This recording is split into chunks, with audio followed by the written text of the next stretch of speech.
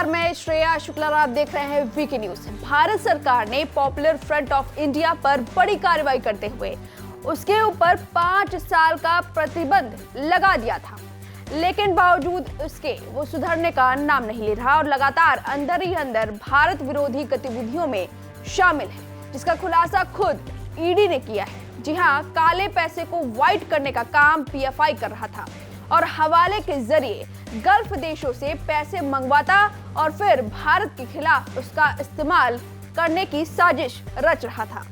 Popular front of India पिछले कुछ सालों से सबसे ज्यादा हिंसक गतिविधियों और देश विरोधी गतिविधियों में शामिल था।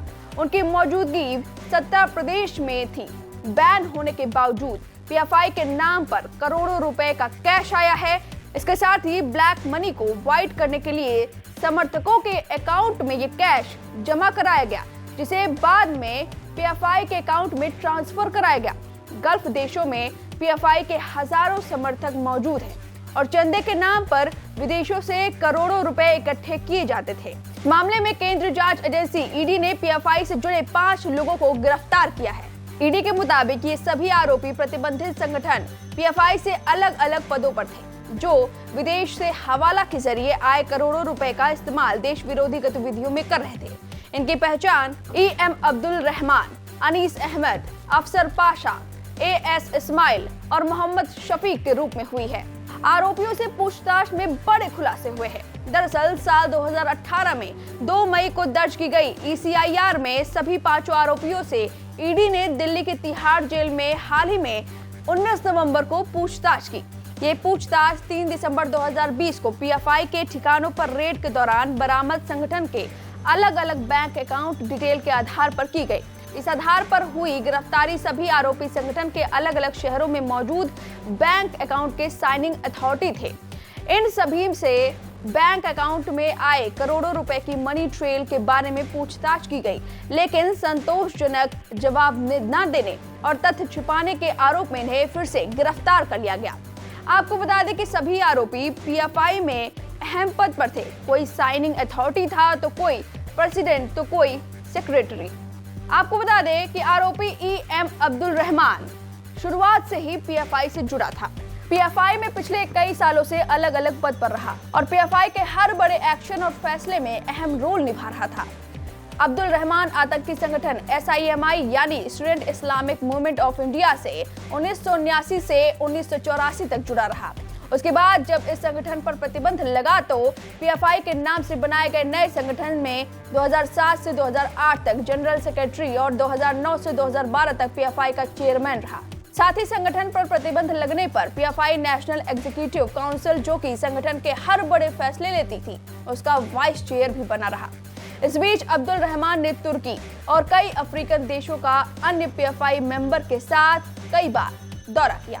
साल 2015 से लेकर 2020 तक पीएफआई के दिल्ली के कालकाजी और कोझिकोडे में स्थित सिंडिकेट बैंक में संगठन के बैंक अकाउंट का साइनिंग अथॉरिटी भी था।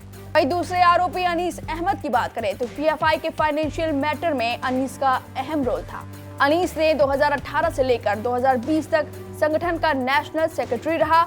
इसकी जिम्मेदारी संगठन के लिए फंड इकट्ठा करने की थी। पीएफआई का प्रवक्ता भी रहा है। पीएफआई स्टेट लेवल पर फंड जुटाती थी। राज्यों के हर जिले में जिला कमेटी होती थी, जो फंड एकत्र करके स्टेट लेवल कमेटी के अकाउंट में जमा करती, जिसे बाद में नेशनल कमेटी के अकाउंट में जमा किया जाता था।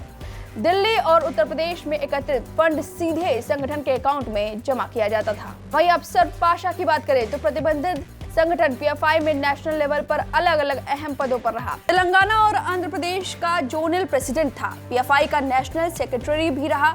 संगठन के हर फाइनेंशियल मैटर में इसकी राय अहम होती थी। साल 2009 से 2010 तक संगठन के कर्नाटक यूनिट का जनरल सेक्रेटरी रहा। साल 2009 में मैसूर में हुए सांप्रदायिक दंगों में इसका अहम रोल था। वहां दंगों में शुरू हुए जेल भरो प्रदर्शन में भी हिस्सा लिया था। संगठन के बेंगलुरु स्थित फ्रेजर टाउन में कॉर्पोरेशन बैंक में पीएफआई अकाउंट में साइनिंग अथॉरिटी था। वहीं AS इस्माइल की बात करें तो पीएफआई के फाउंडर मेंबर में से एक था। संगठन के नॉर्थ जोन का साल 2018 से 2020 तक प्रेसिडेंट रहा है। पीएफआई के नेशनल एग्जीक्यूटिव काउंसिल का मेंबर रहा है। संगठन के हर फाइनेंशियल मैटर में अहम रोल होता है। पीएफआई के चेन्नई स्थित मयलपोरे आरएच रोड स्थित पंजाब नेशनल बैंक में अकाउंट का साइनिंग अथॉरिटी था। वहीं मोहम्मद शाकिब की बात करें तो कर्नाटक में पीएफआई के स्टेट लेवल से लेकर नेशनल लेवल तक संगठन में अहम पदों पर रहा। साल 2016 से 2020 तक कर्नाटक में स्टेट प्रेसिडेंट रहा, नेशनल एग्जीक्यूटिव काउंसिल का मेंबर रहा। बेंगलुरु के फ्रेजर टाउन स्थित कॉर्पोरेशन बैंक में साइनिंग अथॉरिटी था। आपको बता दें, सभी आरोपियों के साल 2020 में रेड के दौरान बरामद संगठन के अलग अलग बैंक अकाउंट, डिजिटल एविडेंस और अन्य दस्तावेज दिखाकर पूछताछ की गई। दर्ज बयानों में विरोधाभास पाए जाने पर इनकी गिरफ्तारी की गई है। तो ईडी ने बड़ा खुलासा किया है पीएफआई पर। अब आपकी जो भी राय है हमें कमेंट करके जरूर बताएं। वीके न्यूज, राष्ट्र के नाम।